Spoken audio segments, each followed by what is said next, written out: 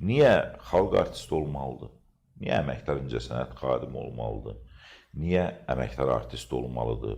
Niyə olmalıdır bunlar? Adam sənəti ilə sevilə bilər, sevilsin. Yəni dünyanı fəth edən müğənnilər var, heç hansı birinin titulu var ki? Hansı birinin titulu? Doğrudur, doğru. Sovet dönəmindən qalma bir şeydir. Hələ ona bir büdcədən də pul ayrılır. Hələ ona verilir. O imtiyazların üstündə də dava düşür.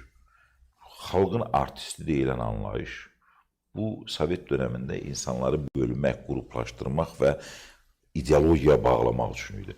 Biz ondan imtina etmişiksə bunların hamısından imtina edilməlidir. İmtina edilməlidir. Biz bunların hamısını yavaş-yavaş bu stereotipləri dağıtmalıyıq.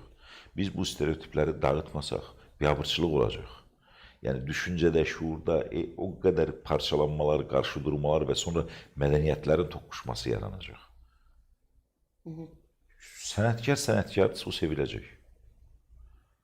Sənətkar sənətkar kimi qiymətləndir, o seviləcək. Sonra xalq artistidir.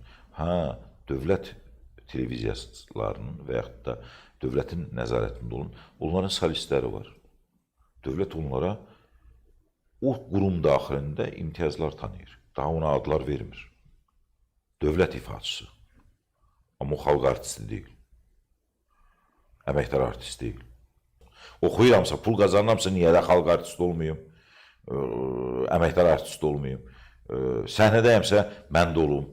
Səhnədə səni sevirlər.